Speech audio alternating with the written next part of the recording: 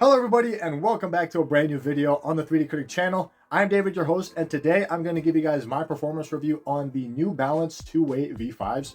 When it came to the Two Wxy V4s, it was a really good shoe for the price that you got. The cross pattern traction setup that you had was very grippy and durable, and the cushioning setup, while it was being crossed in every way possible, which was very surprising to say the least, was very responsive, bouncy, and comfortable at the same time. With the overall materials, while basic, were very comfortable on your foot, and with the overall lockdown and support that you got, it was top notch in my opinion, and one of the most underrated shoes that I've tried so far last year. And now that the V5s came out, I was curious to see if there were any improvements to build on from the V4s and to the V5s, and here is what I've come up with when it comes to the overall experience that I've got. Firstly, when trying them on, they are a tight squeeze. They were very hard to get them on, so I had to loosen it up really good so I can put my foot inside the shoe.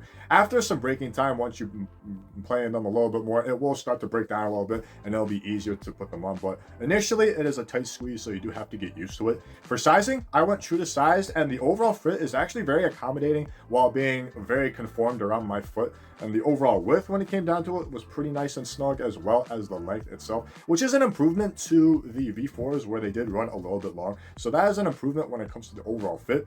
So for narrow footers, I'll probably go down half a size, while for wide footers, they have wide versions available. So whatever size that you typically wear, just order the wide variation of this shoe. And it is available on New Balance's website for $120. So if you guys are interested, I will leave a link in the description box below. So for the traction pattern itself, you're getting a basic full-length rubber outsole with this radiant bullseye traction pattern, which is a simplistic approach compared to the dual traction setup that you got on the V4s, and it is very reminiscent to the traction setup that you get on the Fresh Foam BB V2s. But regardless of that, the grip level I found to be incredibly grippy once you break it in a little bit. Initially, it does slide a little bit, and you do have to warm up the rubber so that it can get really tacky grip on the floor.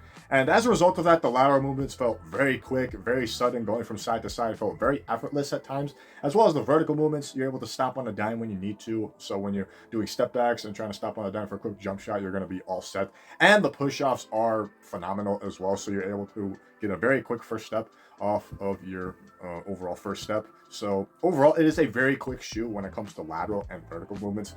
For dusty courts, it doesn't pick up a lot of dust, and it is easy to wipe off once it collects some dust. So yeah, I really hardly had to wipe when it came down to it. So every now and then, just wipe it down and you're going to be good to go on a dusty condition. For durability, it is also very good. The only signs of wear I'm seeing are in the high wear areas where you get this micro tread pattern when you initially get it, and it does start to bald out the grooves itself, but I don't experience any fraying from the actual rubber itself. So for outdoor use, you should be good to go in respect to that. In my opinion, it is very on par with the V4's traction setup, but it is a more simplistic approach when it comes down to it. But for overall durability, I feel like the V4s are going to be a little bit better because of the overall thickness of the grooves that you get. But this is no slouch when it comes to overall performance, in my opinion, and they are very similar at that as well.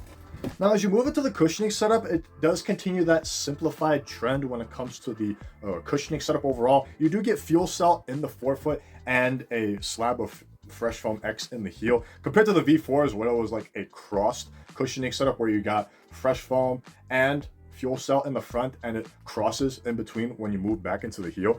And as far as how they perform, they are very similar at that, in my opinion. In the forefoot, it is very responsive and very lively under your foot, so you're going to have a really nice response under your foot. And with the midfoot shank plate that you get, it gives you a really nice bounce as well. So overall, when it comes to how it plays, they are very similar to the V4s in that case. In the heel, the Fresh Foam X is very forgiving under your foot, and it is very compressible in the heel. Very similar to the BB V2s in my opinion, but it is a little more firm when it comes down to it. So overall, it's very nice and comfortable at the end of the day. And when it comes to impact protection, the heel strikes were very nice and very forgiving as well.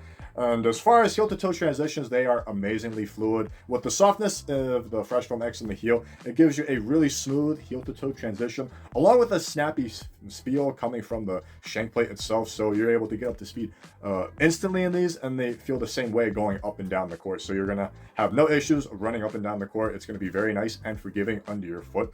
So at the end of the day, overall cushioning, it is a more simplified version to the V4s, in my opinion. They perform exactly the same when it comes to the overall forefoot cushioning, the snappiness that you get from the shank plate, along with the overall bounce, and the overall comfort that you get in the heel is very nice and forgiving. So either way, they're both very similar in many ways, but I find the V4's cushioning setup to be a little more complex when it comes to how they do it. But at the end of the day, it's basically a simplified version in the V5s compared to the V4s, in my opinion. Now, when it comes to materials, you're going to get the same exact materials that you're going to get in the V4s, where you get the engineered mesh that you see in the forefoot and extends into the lateral and medial side of the shoe, with these glossy fuse overlays that you get on the toe box as well as in the heel area. The tongue itself is made out of mesh, and it has some nice pillows that you get on the top with a little bit of padding, and it is very minimalistic in padding when it comes to the heel area. There's a little bit of padding overall compared to the V4s, where you do get a nice molded collar in the heel as well as a little bit more padding on the tongue. But nonetheless, they were very comfortable, just like the V4s. The mesh is very flexible in the forefoot, so I didn't experience any pinching in the forefoot, and the padding on the tongue was adequate enough that way I didn't experience any lace irritation from the shoe line itself. And the padding, while minimalistic, they were comfortable nonetheless, and I didn't experience any discomfort when I was playing in it. But it is a downgrade compared to the V4s, where you do get a little bit more padding. Aesthetically, they look nice. They look pretty simple at the end of the day. It looks like a blend of the 2A V4's design along with the Fresh Foam BB-V2's design when it comes to the overall aesthetics, with the materials that you get as well as the overall look of the shoe itself, which is nice, in my opinion. The V4s were a nice looking shoe, as well as the Fresh Foam BBs. While that looked more like a dad shoe, this puts a sportier take to the daddy shoe design, in my opinion. The downsides are the cheap laces that you get, with these flat laces that you get, which are a little short compared to the V4s, where you do get nice rounded laces. And like I said earlier, there isn't as much padding on the tongue as well as the padding in the heel compared to the V4s, where you do get a molded collar in the heel with a little bit more padding on the tongue. But at the end of the day, it is a downgrade compared to the V4s, but they are still pretty comfortable nonetheless. And with the hybrid look that you get from the V4s as well as the Fresh Foam BB-V2s, it is a pretty nice looking shoe as well. Now, when it comes to the lockdown, to me, I thought it was very good and is a slight upgrade compared to the V4s when it comes to the overall fit of the shoe itself. So because of that, in the forefoot, you do have some nice containment from the material itself, but since it is very flexible, you do get slight movements here and there when it comes to lateral cuts, and the same goes for the hard stops as well. It does slide a little bit forward, but it isn't as cumbersome when it comes to the overall sliding when it comes down to it. So because of the better fit, the forefoot lockdown is better as a result of that. In the midfoot, it is pretty basic, with the overall lace line integrated with the materials itself, providing a snug-like fit when it comes to the overall lacing system that you get. And you also get an extra eyelet to give you a runner's knot to enhance the lockdown even more, which enhances the heel lockdown as a result. So when it comes to the heel lockdown, you experience little to no heel slippage at the end of the day. Initially, you do experience a little bit of heel slippage, but once you break it in, the sculpting of the overall shoe itself in the heel with this rubber clip that you have hugs it really well, and as a result, I didn't experience any heel slippage at all. So because of that, in my opinion, the lockdown is a slight upgrade compared to the V4s, with the overall fit of the forefoot being better, lacing system getting the job done, as well as the overall sculpting in the heel, making it a little bit better compared to the V4s. And lastly, for the support, it is very good. However, there are some things that the V4s do better to the V5s, and there are some things that the V5s do better than the V4s, in my opinion. So it is kind of a toss-up depending on what you want when it comes to support in a shoe.